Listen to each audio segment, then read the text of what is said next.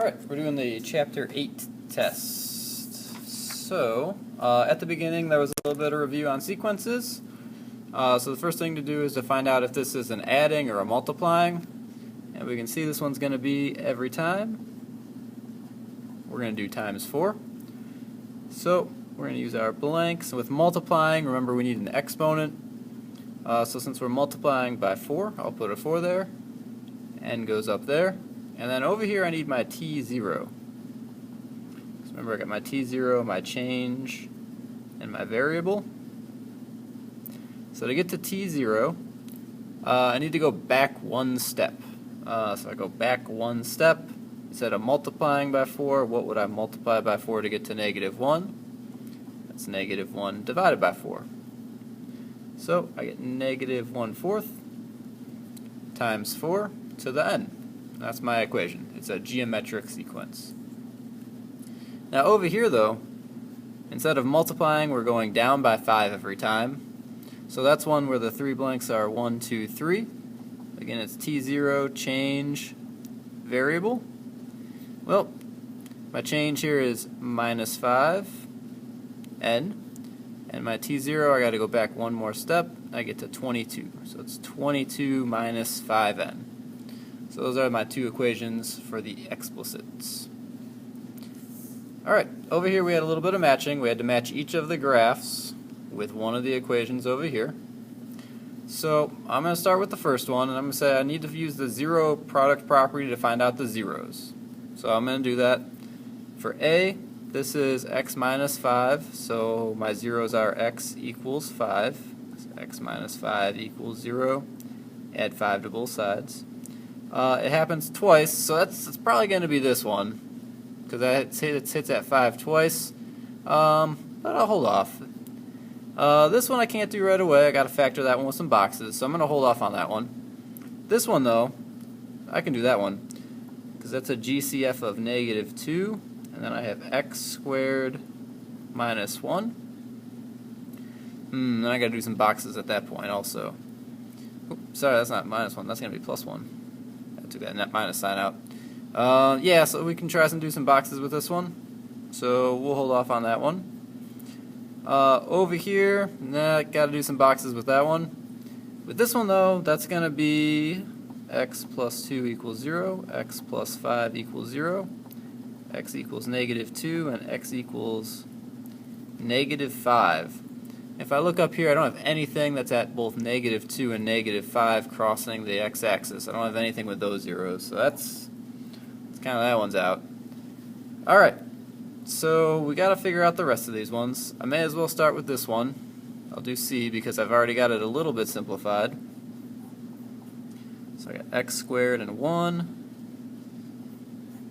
So I got 1x squared and I got 0. So multiplies to x squared, adds up to 0. That's kind of not factorable. Alright, well, that just means there's no zeros, but there is one of those ones. So I mean, it's got a chance. I'm thinking maybe that one, because this one's got to be a not factorable, because there's no zeros. So I'm thinking not factorable for that one. So I'm thinking maybe C. I'm thinking maybe A for this one. Alright, I gotta do B and D.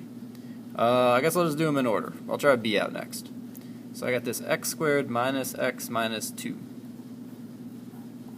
So I'll go for it. I'll go through the boxes. And let's see. So that's an x squared. That's a minus 2. It's minus 2x squared.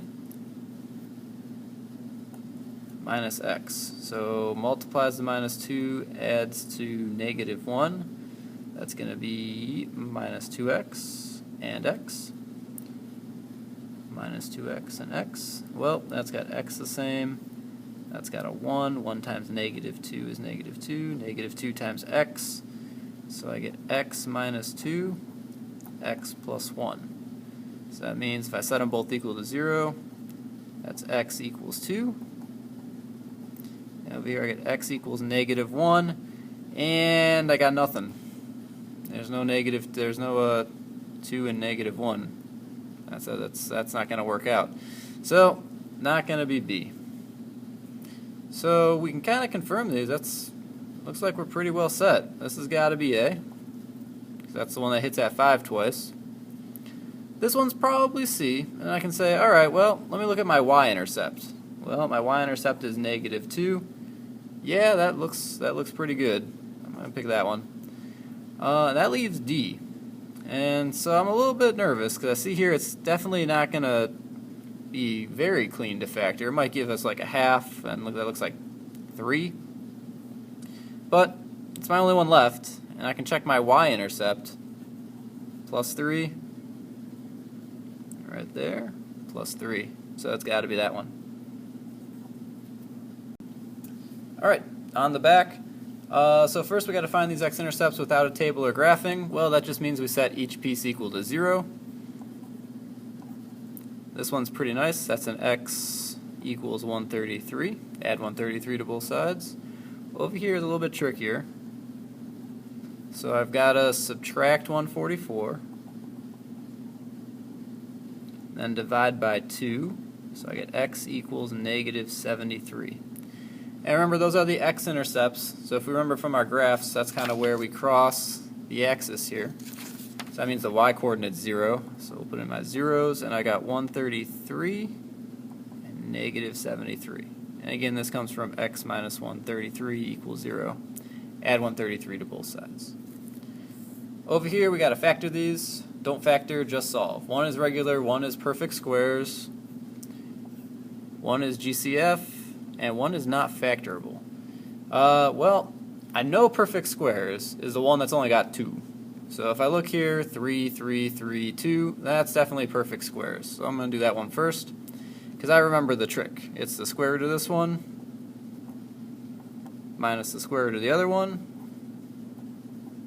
and the square root of the first plus the square root of the second. So I'm done with that one. Again, if you want, you can do the boxes and the diamonds. You'll get to the same place. That's just one of the GCF tricks that we practiced a couple times in class. I'm sorry, the perfect squares. Alright, so next I'm going to look for my greatest common factor, because I like those. That just means I can divide everything by the same number. 5 and 14, no. 1 and 7, no. So it's got to be this one with the evens. So I can rewrite that one as 2x squared minus 9x plus 20, and it's on to the boxes and the diamonds from here. So I got x squared, I got 20, so I have 20x squared minus 9. Alright, so let's think here. Multiplies to 20, adds to -9. That's a little bit tricky. So let's see, 20, so it's 5 and 5. I want to go 5 and 4. Oh yeah, -5 and -4 would work out. So, minus 5x, minus 4x. X is the same in both of those. X times -5. -5 times -4 is 20. Then that gives me an x. And I'm all set. 2x minus 4, x minus 5. Alright, so I got two choices. I got regular and not factorable. So I guess I just got to kind of do both of them with the boxes and the diamonds. I'll start here. So let's see. So we'll do the boxes. X squared and 7, 7x, and 7x squared. So I got multiplies to 7x squared, adds up to 7. Well, 7's only got one choice, 1 and 7. But those don't add up to 7, and they don't subtract to 7. So this is my not factorable. So that leaves this one as the regular, which is okay. I was doing all the boxes anyway, so we'll go ahead, throw in some boxes. 5x squared, 8, 40x squared, and I got -14x. So I got to find out multiplies to 40 adds to -14. Alright. Well, I'm thinking 20 and 2. That's not going to work out. So I'm thinking maybe 10. 10 and 4. Yeah, if I make them both negative, that works out. So I got -10x, -4x. Here 5x is the same, so I'll take that out. 5x times -2. -2 times -4. -4 times x. So I get 5x minus 4, x minus 2. Now with this one, if you didn't take the GCF out at first, you might end up with 2x minus 8. You just have to take the GCF out again at the end. Either way, it'll still work. Alright, down at the bottom, we have to solve for the x's. So that's kind of like doing the exact same thing as up here, but then using the zero product property from all the way up here to get the two x values. So, boxes and diamonds it is. So we've got 2x squared, we've got minus 4, minus 8x squared, 7x. Well, let's see. That's going to be a 1 and 8 minus 1 is 7. So 8x minus 1x, that makes 7. So I got 8x minus x. So I got 2x is the same there. 2 times 4, 4 times negative 1, negative 1 times x. So I get 2x minus 1, x plus 4. So at this point, I set them both equal to 0. So on this side, I got to add 1, 2x equals 1, and then divide by 2. So x equals 1/2.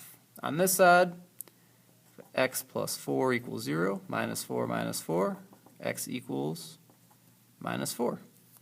So we get 1/2 and negative 4. So those are my two choices. So that works out. Again, some more boxes and diamonds like we've been practicing. And then the last question down here, how do the solutions of the quadratic equation relate to a graph?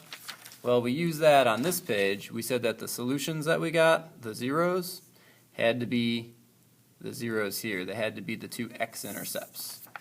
So that's what these are down here. They are the x-intercepts.